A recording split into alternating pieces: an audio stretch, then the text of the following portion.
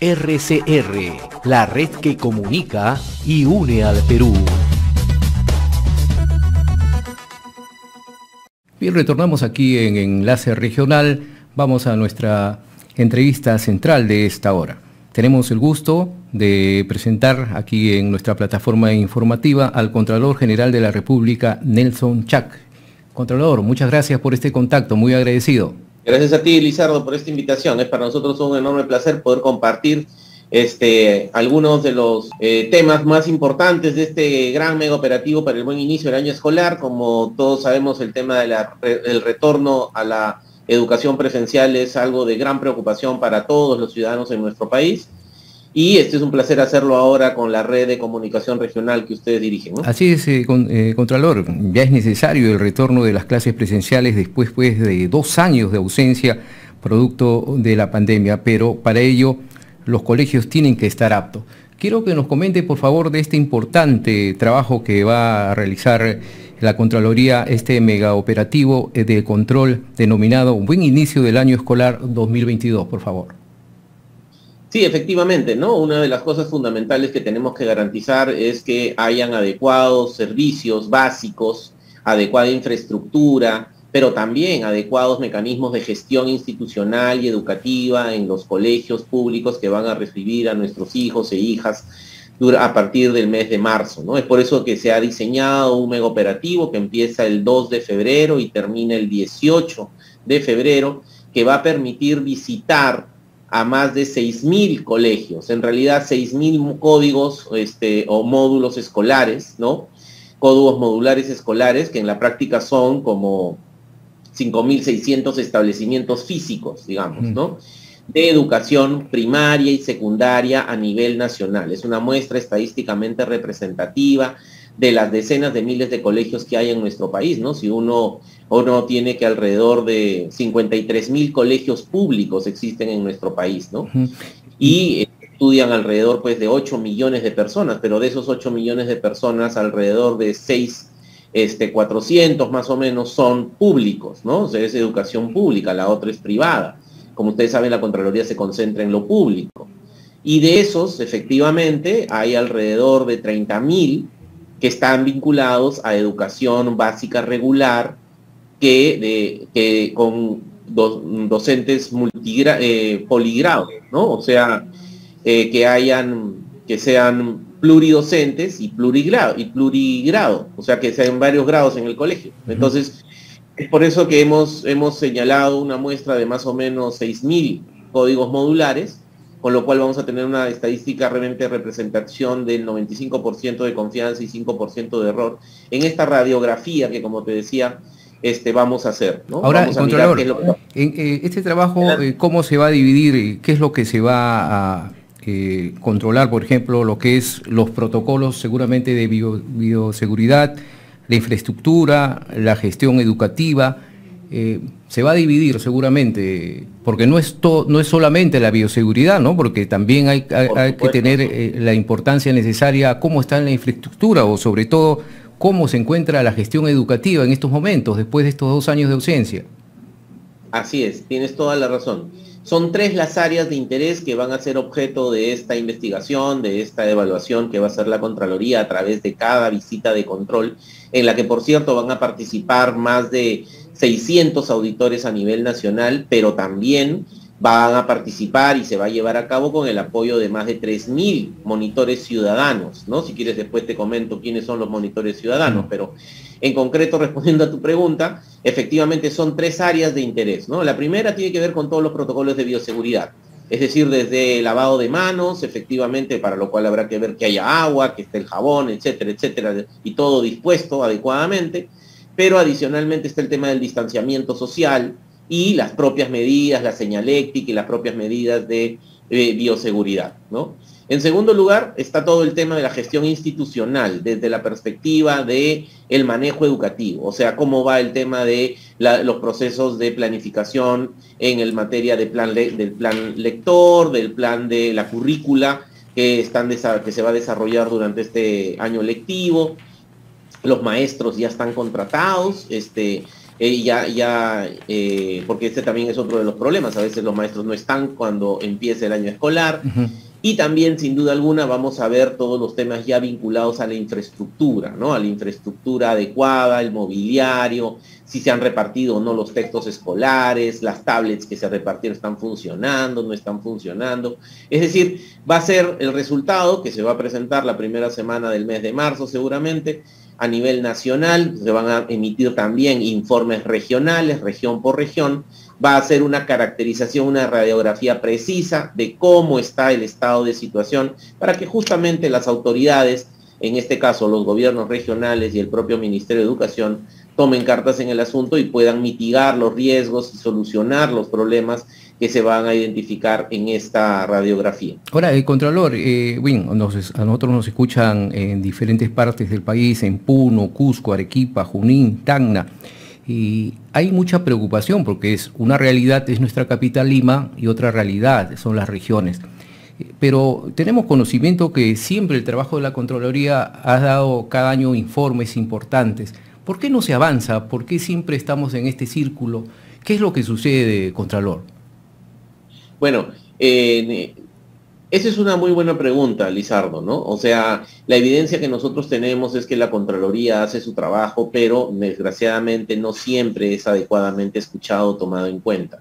Parte de ello es porque efectivamente nosotros perdimos esa capacidad sancionadora que recién la hemos recuperado el año pasado. Con lo cual, este año yo creo que las cosas van a ser un poco diferentes, porque es lamentable, pero así funciona, ¿no? O sea, tiene que haber sanción para que efectivamente las cosas se puedan encaminar. Muchos de los informes que ha hecho la Contraloría no han surtido el efecto que uno esperaría porque las medidas no se han implementado oportunamente.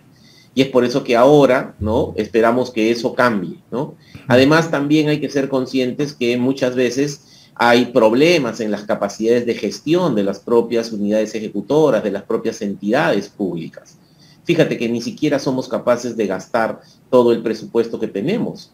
Entonces, el Estado peruano, por ejemplo, en materia de inversiones, solo es capaz de gastar 2/3 partes al año de toda la plata que tiene disponible, a pesar de todas las brechas de necesidad en infraestructura que tenemos. Y es que efectivamente hay una serie de reglas que tienen que cambiarse y que, por ejemplo, están relacionados a necesitamos urgentemente una nueva ley de contrataciones, necesitamos mejorar la capacidad técnica en los órganos ejecutores, sobre todo a nivel subnacional. Pero esas son reformas de largo alcance cuyos resultados se van a ver poco a poco, ¿no? Quizá también es por eso tan importante hacerlas lo más pronto posible. Y Contralor, entonces, yo espero que esta situación, de hecho, solamente para terminar, si me permites, una vez que se emita este informe, vamos a proceder a pedir una reunión de trabajo con el ministro de Educación, con los principales gobernadores regionales, donde se aprecie mayores problemáticas en la infraestructura y en la gestión, digamos, en el buen inicio del año escolar, para justamente contribuir en lo que le corresponde a la Contraloría a que esta realidad cambie lo más pronto posible. Ahora, Contralor, usted dice que este informe, los resultados se van a estar dando aproximadamente la primera semana de marzo. Ya el gobierno ha ratificado el inicio de la presencialidad en los colegios para el 28 de marzo. ¿Qué va a pasar cuando ustedes den su informe y van a encontrar seguramente muchos colegios que no están aptos? Sí, efectivamente, ¿no? De hecho, se ha conformado, hemos tenido una reunión de trabajo previa con el sector educación en su momento. Vino el ministro, bueno, que ahora, porque es de público conocimiento ya de que va a haber un cambio, una renovación en el gabinete, pero tuvimos una reunión con el Ministerio de Educación. Sabemos de que se ha conformado una comisión multisectorial en la cual nosotros también vamos a participar activamente, con el propósito de que muchos de estos resultados preliminares, porque digamos la primera semana de marzo a fines del mes de febrero se va a conocer ya los resultados oficiales de este mega operativo, pero como te imaginarás, a partir del día de mañana empiezan ya a desplegarse los equipos técnicos y por tanto la próxima semana ya se van a empezar a tener algunos datos preliminares respecto de cuál es el estado de situación. Y entonces vamos a tratar de írselos comunicando a las autoridades lo más pronto posible, luego de hacer la validación respectiva, con el propósito de que ellos vayan tomando conocimiento lo más pronto posible, ¿no? Entonces, una vez que encontremos cuál es esa radiografía, pues entonces vendrá pues todos los planes de trabajo que se tienen que implementar. ¿Eso qué quiere decir? De que en muchos casos seguramente el inicio del año escolar se dará en situaciones no óptimas, seguramente sí, pero la idea es que esa situación se mejore en el correr de las siguientes semanas, ¿no? Hay cosas que se pueden resolver con un poco de recurso, con mucha decisión, y con capacidades de gestión, pero hay otras cosas, por ejemplo, el tema de la infraestructura, que seguramente requerirán más tiempo en Más tiempo, ¿no? Porque como le decía, es otra realidad fuera de Lima, sobre todo en las zonas más alejadas, y en las instituciones y los colegios es totalmente diferente un colegio privado a lo que es un colegio del Estado, porque se ha abandonado totalmente. Es una pena que muchas veces los alumnos van a regresar a un colegio y prácticamente es como regresar a un cementerio, que lamentablemente no se ha tenido el cuidado necesario. Esperemos, vamos a esperar atentos este informe Contralor. Ahora, usted ha mencionado que también hay una falta de capacidad de gestión, pero también otro flagelo de nuestra sociedad es la corrupción. Su institución viene realizando ya desde mucho tiempo un trabajo importante para detectar muchas irregularidades, se cuenta con muchos mecanismos, pero hay otras obstrucciones que se tienen, seguramente obstrucciones legales. Una de ellas es referida a un pedido que ustedes han hecho al Congreso de la República para levantar el secreto bancario y también la reserva tributaria.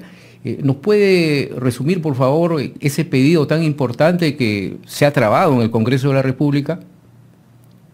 Sí, efectivamente, ¿no? La lucha contra la corrupción, Lizardo, no puede ser encarada única y exclusivamente desde la perspectiva administrativa. Es decir, la Contraloría lo que hace es analiza los procesos de contratación. Ese es su negocio fundamental, ¿no? Pero eso implica que solamente miramos los expedientes administrativos. Y ya con eso hay bastante trabajo, la verdad, ¿no? Bastante trabajo que la verdad no podemos coberturar como quisiéramos, porque solamente te doy un dato que te da una idea de la real capacidad operacional que tiene la Contraloría. La Contraloría es una organización que tiene 3.400 auditores a nivel nacional, ¿no? Pero hay 3.600 entidades sujetas a control. O sea, no tengo ni siquiera un auditor para poner en cada sitio, ¿no? Entonces, y además, si pusiera un auditor en cada sitio, la verdad que no conseguiría gran cosa, porque el proceso analítico de una investigación requiere un equipo multidisciplinario. Así es. ¿No? Es por eso que ahora este año, junto con que ya hemos recuperado nuestra capacidad sancionadora, va a haber otro cambio muy importante, ¿no? Ya el Congreso emitió la ley 31358 que permite la expansión del control concurrente y la Contraloría este año va a contratar a más de 1.000 profesionales a nivel nacional. Eso va a incrementar sustancialmente nuestra capacidad operacional. Es como casi tener un tercio más de nuestra capacidad operacional, y entonces vamos a poder cubrir mayor cantidad de las denuncias y las presuntas irregularidades que los propios medios de comunicación, los propios análisis internos que hacen el Sistema Nacional de Control, los propios ciudadanos nos alertan, ¿no? Pero eso tiene un límite, porque efectivamente nosotros vemos el expediente, ¿no? Pero lo que hay que hacer en realidad, complementariamente, ya no hay que hacer solamente auditoría a los procesos de trabajo, a los procesos de contratación, tenemos que hacer auditoría a las personas, porque al final, Lizardo, el dinero mal habido de la corrupción termina en el consumo de alguien. O sea, es necesario empezar a ver qué es lo que está sucediendo con los funcionarios públicos y sus entornos vinculados en materia, por ejemplo, de signos exteriores de riqueza, de desbalance patrimonial. Esa información va a ser de gran utilidad para que, ya no a la Contraloría, sino que esa información va a ser trasladada a las fiscalías anticorrupción, a las fiscalías de lavado de activos, y para eso, precisamente, para poder tener esas capacidades técnicas y legales, es que efectivamente, como tú mencionas, se presentó ya desde hace un buen tiempo atrás una iniciativa legislativa para que la Contraloría pueda levantar el secreto bancario y la reserva tributaria de los funcionarios públicos que manejan recursos públicos. Eso se hizo en el Congreso anterior. Y de hecho el Congreso anterior aprobó la ley. La ley fue emitida, fue promulgada, fue la ley de reforma constitucional, la 31305. Sin embargo, lamentablemente, Luego de eso, el Tribunal Constitucional declaró inconstitucional la cuarta legislatura, tú recordarás, y por lo tanto todas las reformas constitucionales que se aprobaron en esa cuarta legislatura perdieron su eficacia. Es por eso que el día de ayer hemos saludado la decisión del Congreso de la República de aprobar en primera votación, producto de un ajuste necesario que se tenía que hacer sobre el texto de la iniciativa legislativa, ha aprobado en primera votación precisamente una ley de reforma constitucional que le va a permitir que la Contraloría levante el secreto bancario, tributario, la reserva tributaria, de todos los funcionarios públicos que manejan recursos públicos. ¿Quiénes son esos funcionarios? Son todos los funcionarios que pertenecen a los sistemas administrativos que están regulados en el decreto legislativo 1436, que es la administración de los recursos públicos, es decir, los que ven los temas de inversiones, de tesorería, presupuesto, contabilidad, etcétera, etcétera, ¿no? De tal manera de que vamos a poder, en el marco de una acción de control, ya no solo controlar el proceso de compra, sino también qué está pasando con los recursos y los patrimonios de los funcionarios públicos involucrados en esos procesos de contratación. Eso significa que la Contraloría ya no solamente va a auditar a los procesos, también va a empezar a auditar a las personas. Hay que ser consciente además de que esta auditoría a las personas también se va a nutrir de las declaraciones juradas de bienes y rentas que presentan los funcionarios y también de las declaraciones juradas de intereses que también tienen que presentar los funcionarios de acuerdo a la normatividad vigente.